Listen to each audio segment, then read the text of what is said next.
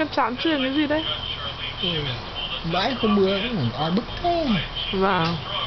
Mà lại ẩm.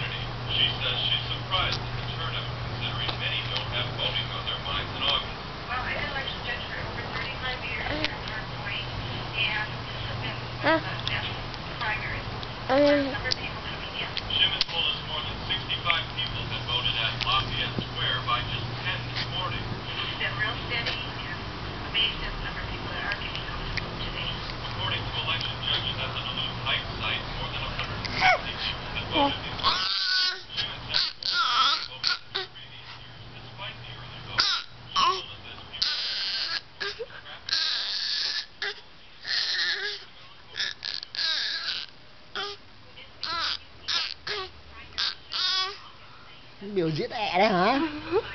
Ừ? Muốn làm gì mà ẹ ẹ thế? Muốn đứng dậy. Đứng dậy đứng đi.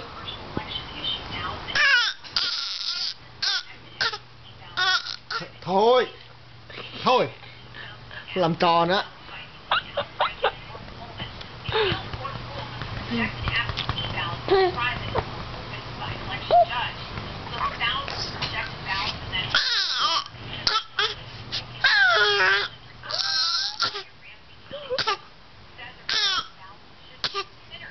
Đừng quẹ đây, lại quẹ thật bây giờ đấy. Không.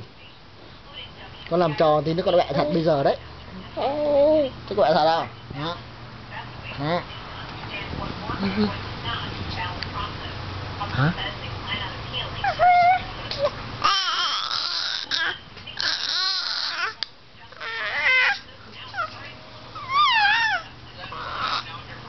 Thôi không đi hả?